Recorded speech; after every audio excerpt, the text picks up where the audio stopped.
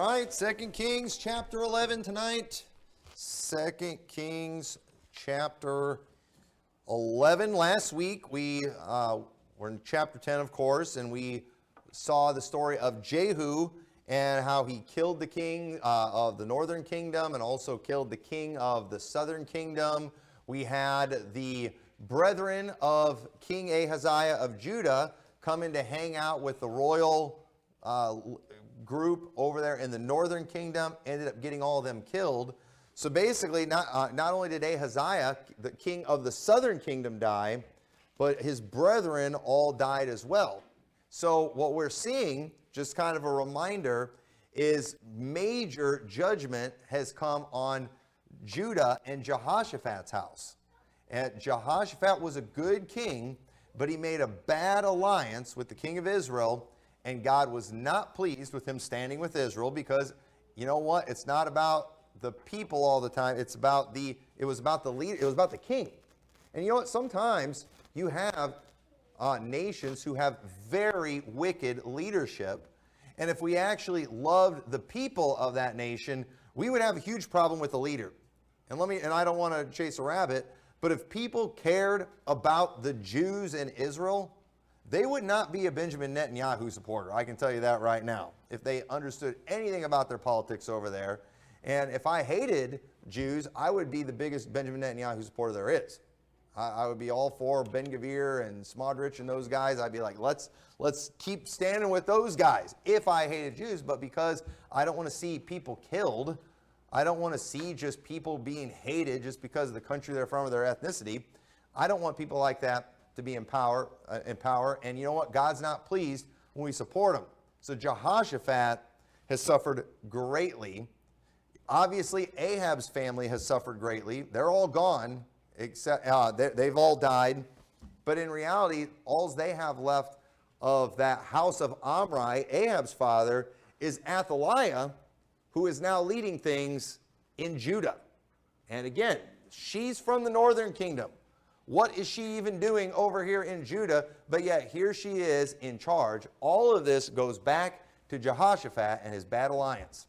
And you know what I hope happens? I hope Barron Trump marries somebody in Netanyahu's. No, I don't. They don't ruin our country. But you know, let those guys see what happens when you align with these people. But I don't want that to happen because we'll be the ones to suffer as a result of it. But anyway, notice what it says in verse 1.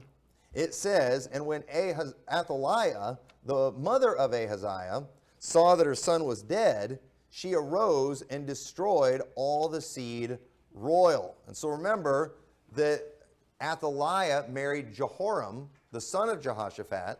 Athaliah, she is the daughter of Ahab. And so again, all of this is because of what Jehoshaphat did.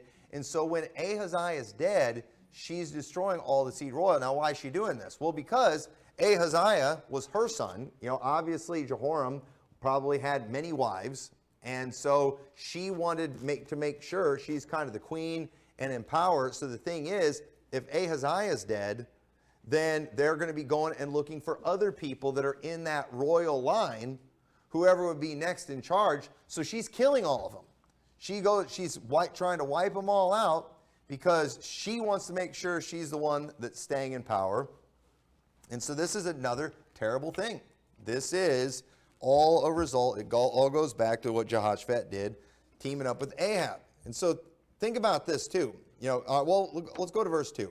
But it says, but Jehosheba, the daughter of King Joram, sister of Ahaziah, took Joash, the son of Ahaziah, and stole him from among the king's sons, which were slain, and they hid him, even him and his nurse, in the bedchamber from Athaliah, so that he was not slain. So Jehosheba, remember her name. These are kind of hard names and difficult ones to remember. I remember I was actually at Providence years ago, and for some event, and they did a Bible trivia thing, and they were asking pretty hard questions, and they asked who the daughter of Jehoshaphat was that hid Joash, and I had just read that in my Bible reading that day. I had just read it. And I stood up and I said, and like nobody stood up. And it was one of those two where it wasn't that I just beat people. Nobody stood up. And I stood up all by myself and I said Jehosheba. And it was Brother Anderson. He was just like, that's right. And everybody was shocked I got it. And I just sat down like nothing. No, I didn't explain how I happened to know it. I just acted like I was smart and I just know my Bible that well. But I had literally just read it that day. And I love, that's why you read your Bible every day. Not just so you'll learn how to be a good Christian, because it might give you, you might get lucky and look smart one of these days when somebody asks a trivia question. So that really encouraged me in my Bible reading, probably for carnal reasons, but it encouraged me in my Bible reading, so that was good.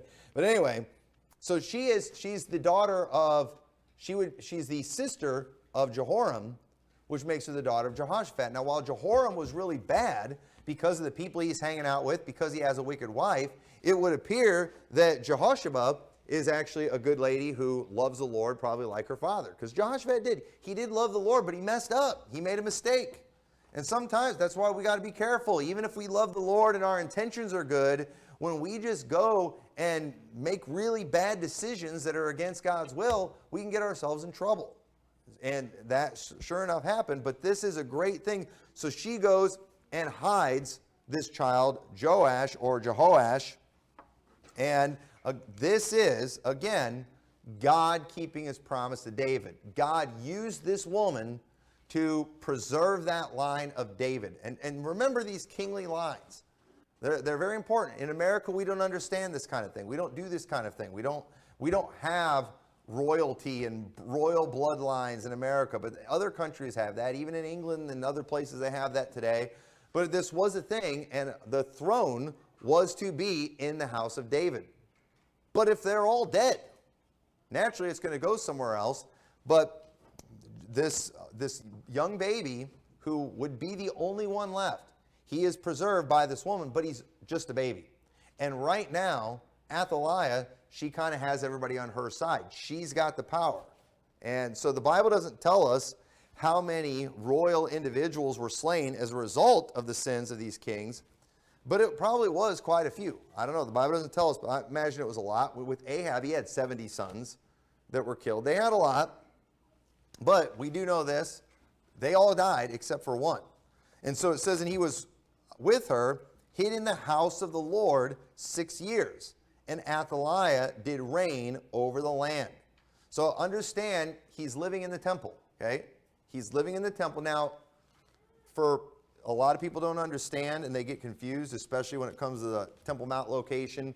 But the temple is not just the holy place, that one building. The temple is the entire complex surrounding the entire walls. That's why Jesus and the disciples, they looked at the buildings of the temple. And Jesus said there wouldn't be one stone left upon another, concerning not just the holy place, no, the buildings of the temple. They're all going to go down. That's why we don't believe the Wailing Wall was part of the temple, because there's stones are still stacked up. And that would go against Jesus' prophecy. So Joash would have lived within that temple complex, which would have been a safe place, because one of the things that we see throughout the Bible, more later on in their history, but we also see this very thing today. This is a common thing in most countries today.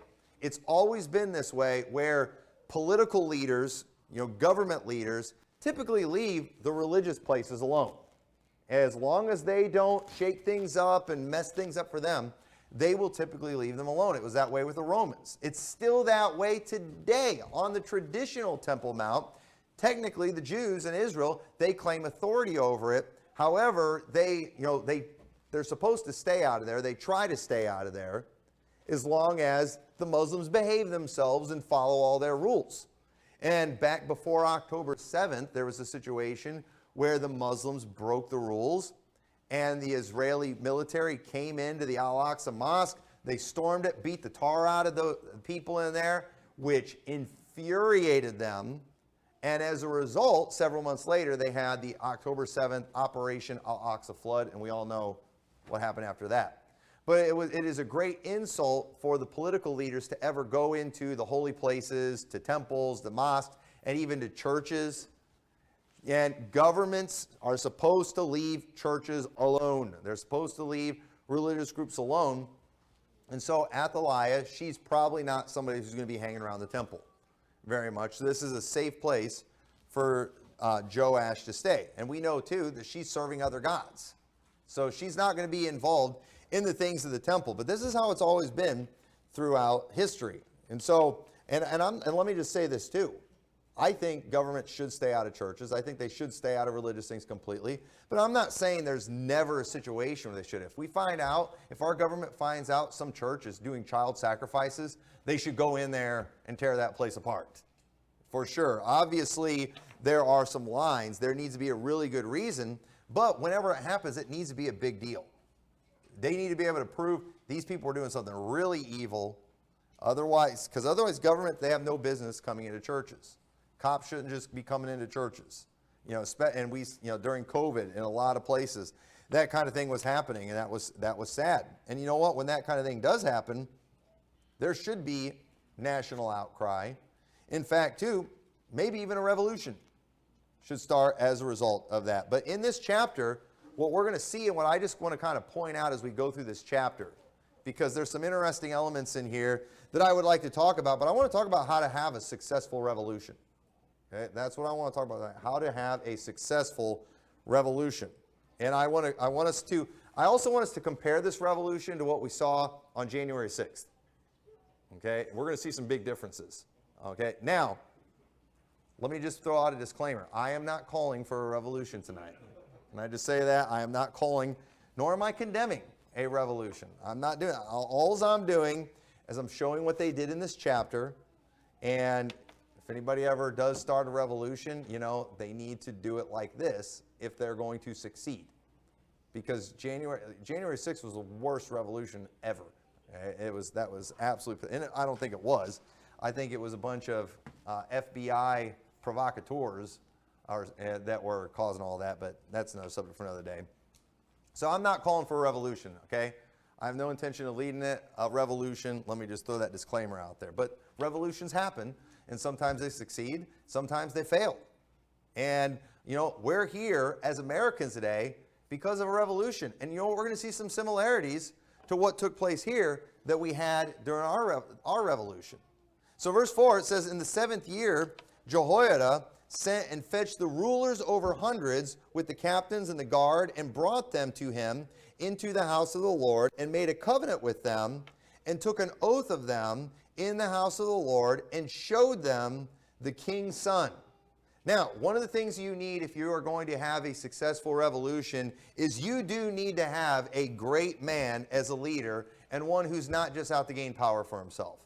And that's exactly what we have with Jehoiada. Jehoiada is a good man. He is a good priest.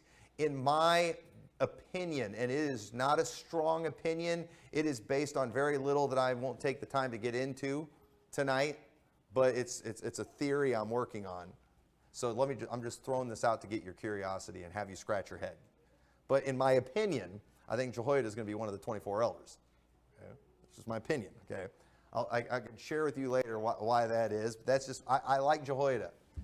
He's a good guy, and I'm working on a theory on that might be completely stupid, but if it's right, I definitely think Jehoiada is one of them. But anyway, you need a great man as a leader, and that's not trying to gain power for himself. And Jehoiada, while leading this effort, all he was doing in this particular situation was restoring the throne of David, which was God's will. Joash was the rightful leader. But, Joash is also only 7 years old. We're going to see at the end of this chapter. He's only 7 years old. Okay? I kind of like the idea, too, if theoretically somebody did start a revolution, I like the idea of restoring the Constitution, to the original intent of the Founding Fathers. I'd be interested if that was the goal. Okay? But anyway, this type of thing, this was a very big deal. And even though the power and authority of Athaliah was illegitimate, okay? Is Athaliah a legitimate leader in Israel? Of course not. She's completely illegitimate. But the thing is though, if she's not challenged, eventually what's going to happen is people will accept it as legitimate. That's just the way it's going to be. That's the way these things work. And it's kind of like this too. This might not be the greatest illustration, but have you ever let somebody borrow something and they had it for so long you were kind of embarrassed to ask for it back? Because it's like after a while it's just kind of assumed it's theirs. There was this, I had a specific item back when we moved out to this area, and I didn't have room for it in my new office, and so I let my brother-in-law keep it at his, where it was. He took over my office, and I just told him, I said, if I ever move my office or have room, I would like to get it back. And he's like, yeah, no, that's fine, he was fine. But then it was a really long time before I moved my office, and after a while, I was like, man, he's had that a long time, and it was given to me for free, and I just felt bad taking it from him. At that point, he'd had it longer than I did, so I ended up getting a new one. And so, I was just embarrassed, because after a while, they might start assuming it's theirs. And even if you have an illegitimate king or queen, eventually everybody's listening to them. Everybody's following them. And then if some one person comes along and says, they're illegitimate and I'm right. Okay, but nobody cares. Everybody's following them. Doesn't matter if you're right. They have the power right now. And so that's probably what's going on with Athaliah during this time. And so remember too, in the 2020 election, one of the things that we learned about during that time is there is actually, in our Constitution it's this way, a major process in the changing of presidents. There's really a lot that goes to it, and there are a lot of legal loopholes.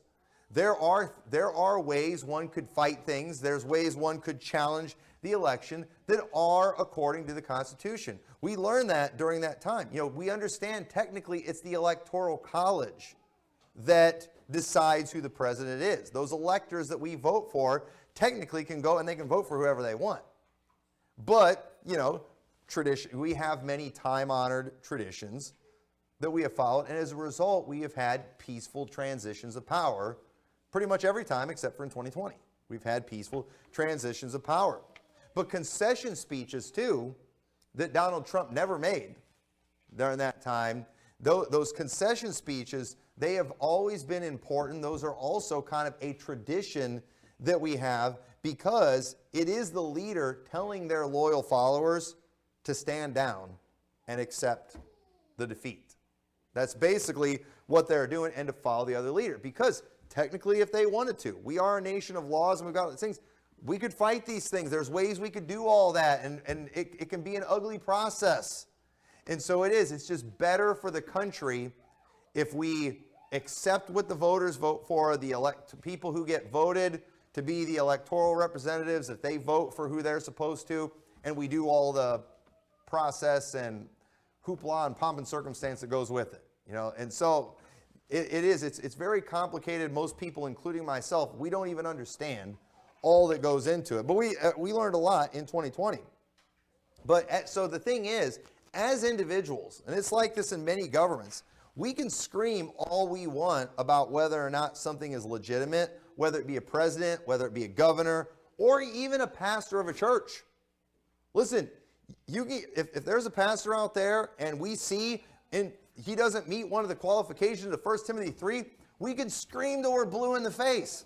But at the end of the day, sometimes, often the congregation is following that man. He's pastoring that church. He's leading that church. Like, he's been married 14 times. That's wrong. But you know what? He's literally pastoring that church. They should overthrow him. They're not overthrowing him. They're not kicking him out. He's still there. And that's just often how these things are. And at the end of the day, the status quo often determines the reality of the situation. That is how things actually are in our world. And we can all, and so in that term status quo, it's a Latin term that means the state in which. So in other words, it's the existing state of affairs, especially regarding a social or political issues. And the status quo in that time was Athaliah is a queen. Athaliah is in charge. It's not right. It's not what God wants. It's not God's will. But it was the reality of the situations. And so sometimes the state in which things are is not good and needs to be changed. But often that will come at great cost and bloodshed. That's the reality of it. And I would love to see the status quo change in our country, but understand that, when we don't like the state in which something is, we can't just destroy it without having something else set up and ready to go. And unfortunately, I'm not seeing anything being prepared like that in our country. It would seem right now that the best means to changing the status quo is from within through the electoral process and all the things that we have. And whether or not you think it's time for a revolution or using, that's a debate for another day. And I don't have strong opinions on that. Again, I'm not trying to lead a revolution, nor am I calling for a revolution right now. Keep putting that disclaimer out there.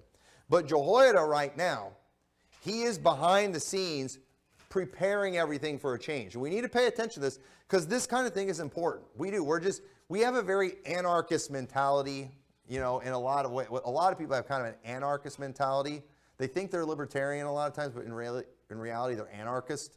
And then you've got, on the other side, you've got people that are just fully democratic. Whatever the mob says, that's what it should be. Which we're actually a republic, a nation that's governed by laws, which I think is good. But we're getting away from that. And so I can go read the Constitution and be like, hey, this is the law of the land, and our leaders are going against it. I'm mad. And you know what they're going to do? They're going to be like, so what? And they're going to keep doing it. And so the thing is, if I actually want to change it, there's certain things that I don't believe I have the ability to put in place. But let's see what Jehoiada did. Because he was preparing everything that's going to be much better and definitely legitimate. So in verse 4, again, it says, in the 7th year, Jehoiada sent and fetched the rulers over hundreds with the captains and the guard and brought them to him into the house of the Lord and made a covenant with them and took an oath of them in the house of the Lord and showed them the king's son.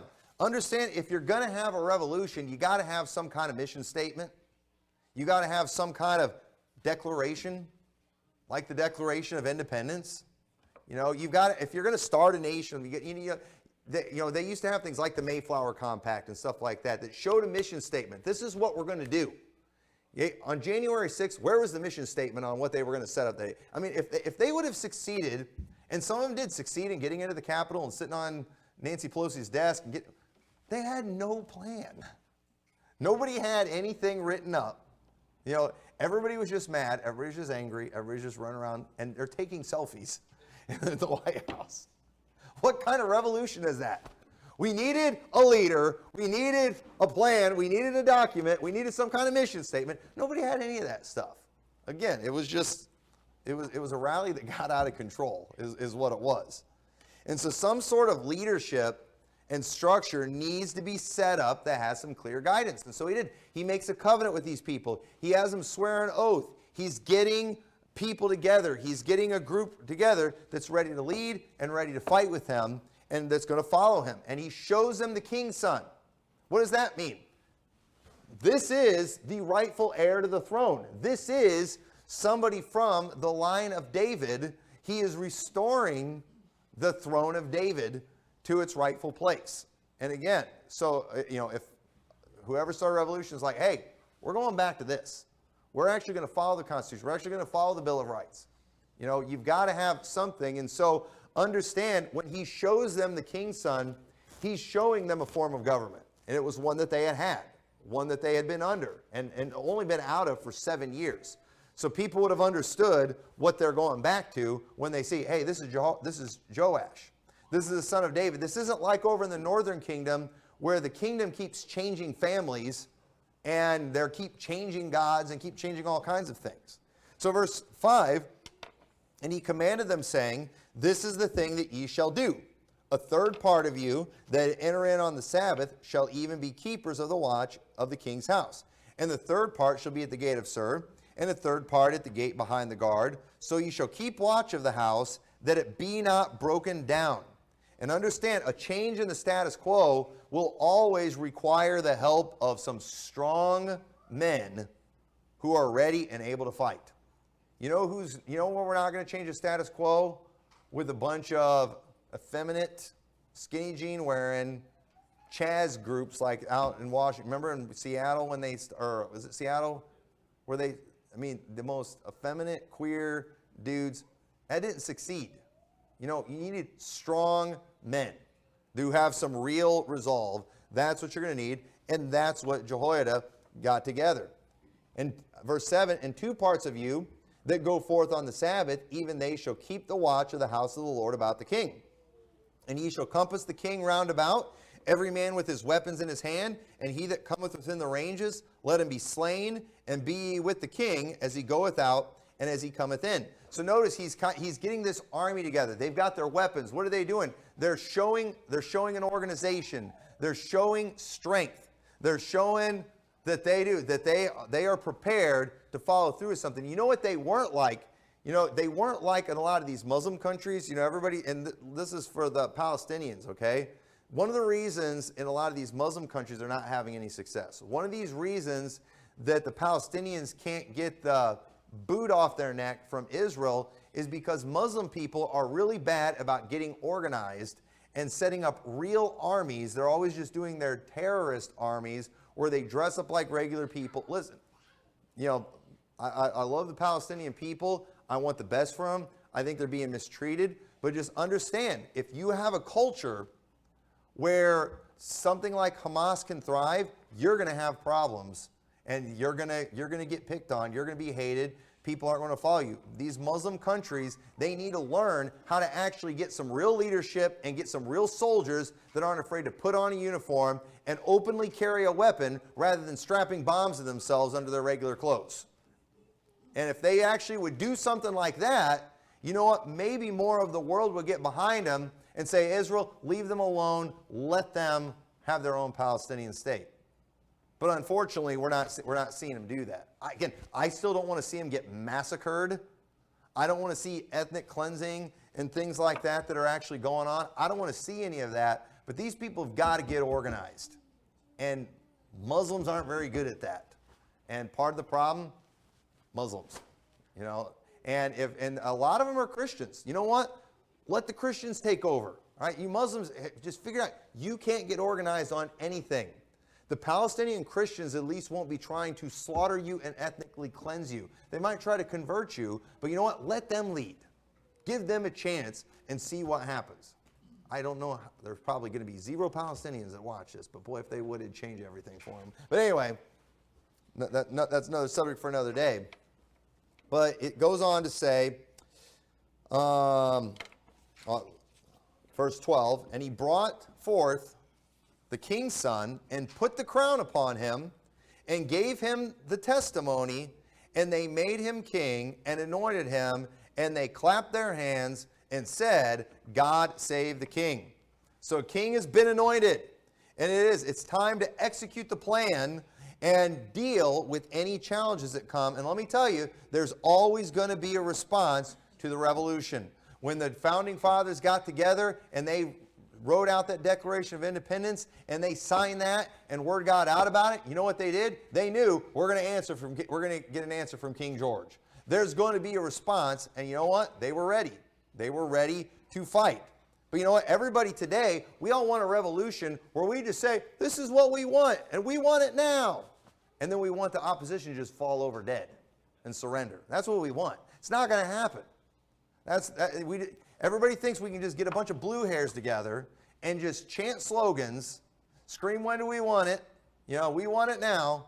And then we're all just going to turn everything over to them. It's not going to happen. That's not the way these things work. And so verse 13, when Athaliah heard the noise of the guard and of the people, she came to the people into the temple of the Lord.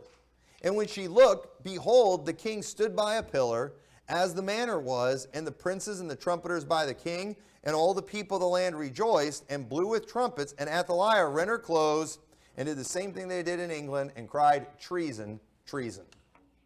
And understand, with any revolution, there are going to be those who are going to condemn it, and they're going to claim it is illegitimate. That's going to happen with any revolution. But you know what? You got to have your resolve, and you have to prove yourself.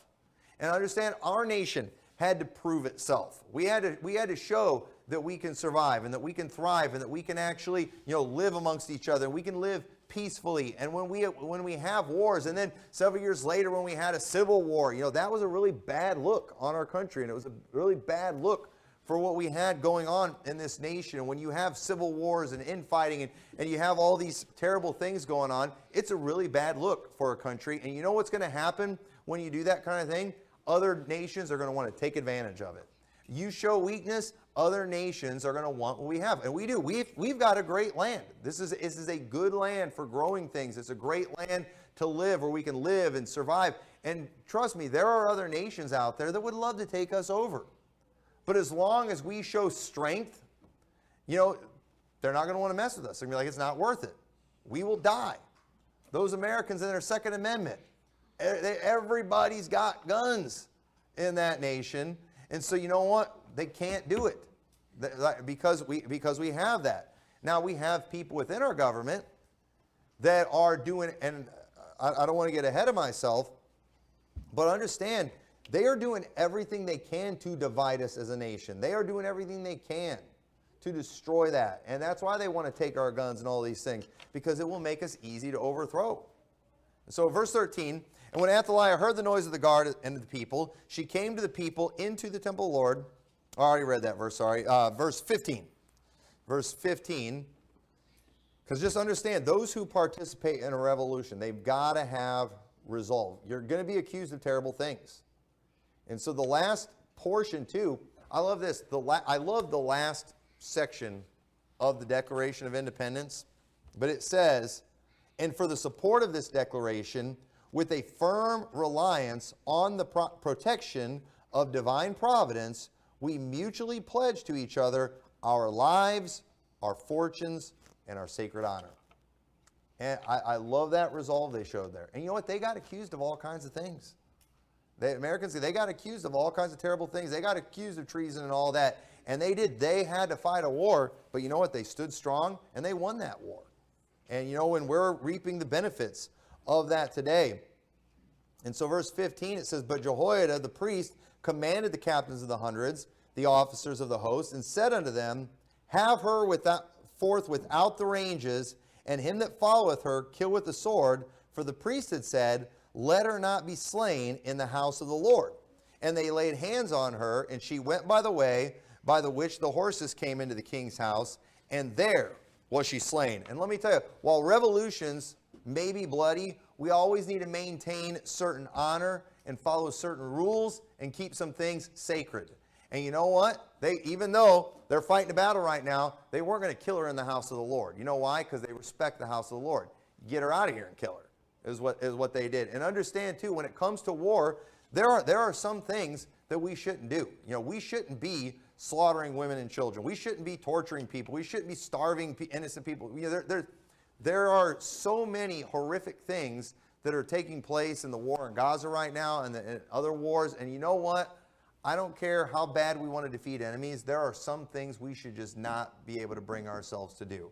You know why? Because we fear God, and we love humanity, and we have a conscience. And again, when we're just, you know, I don't like dropping nukes. I don't want to drop nukes on nations. And those kind of things ought to horrify us and make us feel bad. And you know what? I like that Jehoiada, he's not just so desperate to win, he's going to throw all the rules out the window. Like, no, we're going to handle this thing. We're going to handle it right. We're going to handle it with some dignity.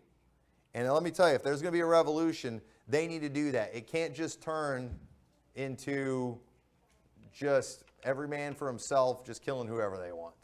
No, you've got to have some rules when it comes to these things.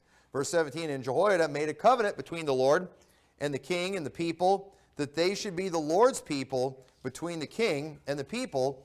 And all the people of the land went into the house of Baal and break it down, his altars and his images, break they in pieces thoroughly, and slew Matan the priest of Baal before the altars, and the priest appointed officers over the house of the Lord.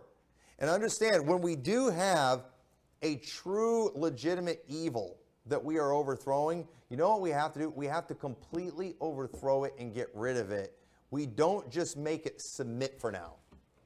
And that's something that got Israel in trouble a lot. Whenever they were first possessing the land, God would always tell them, you go in there and you utterly destroy them. You wipe them out. Why? Because you don't want to learn their ways. But they would often go, and then as long as they had them under control, sometimes they would put them to tribute. Well, you know what? Those people later would become a thorn in their flesh. Those people later would cause all kinds of problems. No, God said utterly destroy them for a reason. And again, in our political world today, unfortunately, our politicians, I don't know, I hate to drop a bombshell on everybody, but they lie about just about everything. I mean, we can't really trust much of what they say. Okay, but let's just say for a second, let's just assume certain things were true. Okay, remember when Trump was running against Hillary? Remember lock her up, and all that kind of stuff. Now again, I don't have the receipts to prove that Hillary's killed all the people that people think she's killed. I mean, there's not really anything you could tell me about Hillary that's bad that I wouldn't believe. Okay, but I have no proof of any of those things. But I heard Trump accusing her of some pretty bad stuff during that time. But the thing, and you know what? And he was talking big and he was talking tough when he was trying to defeat her in an election. But then he defeats her in an election. Oh, we all got to heal, come together, and now everything's good. Now we're all buddies. Well, wait a minute. I get what you're trying to do. We want to have this moment of unity. But you were telling us all these horrible things about her. And now if you were president, remember that line, because you'd be in jail. Man, we all went, no, I ran a glory lap. I almost ran a glory lap when he did that. And the reality is, if they are that evil, why aren't we taking care of them when we get in power, when we defeat them? Why are we letting them be around? Why are we giving them another chance? Listen, when Trump, if Trump really did try to lead a revolution after January 6th and did all the terrible things, if he was Hitler, all these things they accused him of, how was he able to run again? You know why? Because they never, first off, it's not usually as bad as they say. It really isn't. They lie and they say extreme things. It's just anymore, everybody's go-to as soon as they disagree with anybody politically, Hitler, Nazi. A white girl does a jeans commercial and she's a Nazi now, because she said she had good jeans. It's like really, we're going to go straight to Nazi. She skipped snob. She skipped white supremacist. I mean, you skip all these things and you just go straight to Nazi. And we're like that in the Baptist world too. We disagree with anybody on anything, reprobate. It's like, really? I don't even get stupid first? Sometimes people are just dumb. Sometimes people just I don't even get error. I mean, even Jesus talking to the Sadducees, you do err, not knowing the scriptures. Hey, you're making a mistake. No, in the Baptist world, heretic, we just immediately, we jump to that. So again, one of the reasons we're not going to see a revolution anytime soon, because our generation is a joke. And we have no decorum on anything. We have no structure to anything, no organization. We're just a bunch of maniacs, all right? And Baptists are no exception to this. And I'm getting tired of apologizing for Baptists, but I have to because it's just true. I was talking to an individual just this morning, and he was asking me certain things. It seems like Baptists, and then you know what he went and did? He brought up a whole bunch of negative things about Baptists that were completely true. And I was like, yeah, we're horrible in that area. That's how we are. We divide over everything. Everything's a fundamental. And I was like, no, what you just described about Baptists, completely true. And so but we're like that politically because Baptists, we're learning from our politicians. That's all there is to it. And so, understand, in the Bible, we're seeing legitimate things. Okay? They're actually following false gods. And when that kind of thing happens, you know what you don't do? You don't just put those people under your thumb. It's like, hey, we're in charge now. You can do your thing, but you better not mess this. No, if they really are that bad, you get rid of them. And that's what they did. They went and broke the house down, and they destroyed these things, and they destroyed the prophet. That's what you actually need to do in that kind of situation. But in our country, nope. As long as they're under our thumb, they're fine. As long as you will submit, to what we want, you're fine. And you know what? It's only a matter of time before they become more powerful again, and then they're going to take over again. So we got to do these things right. So verse 19, and he took the rulers over hundreds and the captains and the guard and all the people of the land, and they brought down the king from the house of the Lord and came by the way of the gate of the guard to the king's house, and he sat on the throne of the kings. And all the people of the land rejoiced, and the city was in quiet, and they slew Athaliah with the sword beside the king's house. And the house of Omri has finally been destroyed. Once again, the word of the Lord has been fulfilled. This was, in fact, a great day. This, in fact, was a successful revolution. This was one that was definitely of God. Joash was the one who was supposed to be the king. And it says, in 7 years old was Jehoash when he began to reign. Now, it is hard to imagine a 7-year-old reigning. It's very hard. But at the same time, Jehoash, he was a good king at first because he followed a good man. Jehoiada, he was a good priest of God, and as long as he followed this good man, he did good. And when you're 7 years old, you're not going to have much of a will. So Jehoiada is leading him. He's guiding him. And so while things end good in this chapter, and Judah starts having better days, unfortunately, there is going to be a nasty turn with Joash. Now, I want you to turn over to Matthew. I want to get into this a little bit, just briefly in closing, because I don't know how much time I'll have for it. Next week, we're going to be looking at chapter 12. Of course, we're mainly focusing on 2 Kings. We get a lot more details in Chronicles, though. We'll probably be referring to that too.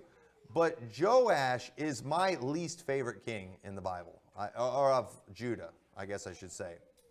What he does is terrible, and it's interesting because 1st and 2nd Kings focuses more detail on the northern kingdom, and it just kind of summarizes things from the southern kingdom. But then in 1st and 2nd Chronicles, it gives a lot more details on the southern kingdom, and it just kind of gives overviews of things with the northern kingdom. And so when you look at 2 Kings chapter 11, you're not going to hate Joash as much as you probably should.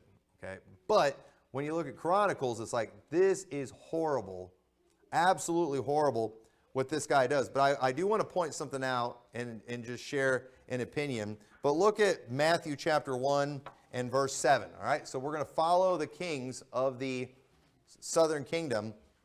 And it says, and Solomon begat Rehoboam, and Rehoboam begat Abiah, or which was Abijah.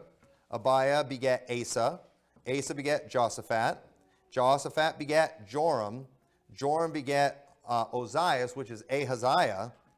And Ozias begat Joatham, and Joatham begat Achaz. Now, the Joatham that's right there, I don't know if you noticed, but like Joash got skipped in there.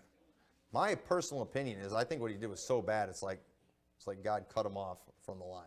That's just my opinion on that. But Joash he was a very bad guy, and he's going to turn on Jehoiada's family after Jehoiada dies. And when you consider all the things that Jehoiada did for him, just the lack of gratefulness and things, it absolutely is just disgusting to think about somebody being that evil. But unfortunately, these kings, they can't seem to get things right. And so just it's a frustrating thing reading the history of Judah, because every time you think, all right, good, they're following the Lord, it just doesn't last very long. And again, all of these things that we're looking at, we need to see all of the Old Testament. While it's the scriptures, it's history, in reality, you know what we're almost looking at? We're almost looking at a list of charges against the Jews that's showing why they were destroyed. It really is. Ending with the New Testament in the book of Acts, where we see them, once again, rejecting the preaching, rejecting Jesus Christ. They killed the prophets, they killed Jesus, and they persecuted the apostles and killed some of them. And it really is a sad, horrific history. But you know what? Baptists, they read all this stuff. It's like, I'm standing with those people, amen. It's kind of weird. It's not really right. I don't know why you'd want to get involved in that mess. But yet, people do. So that right there is a great example and an outline for how to have a successful revolution. Don't you go starting one. But if you find out about one, check for those things before you get involved in it. So with that, let's pray. Dear Lord, thank you so much for your word. Help us to learn these lessons. Lord, help us just as a people to have a greater love for law and for these things that we see, these examples that we see in your word. Lord, our government is just falling apart, and just the craziness that's going on is very discouraging sometimes. And we don't seem like we're moving in a better direction. But Lord, I pray that we'll raise up a generation that understands law and understands your word more importantly, and that we can maybe just fix some of these things without any kind of major conflict. I pray you will send, rather than a revolution, a revival, and we can get things back the way they should be. In your name we pray. Amen.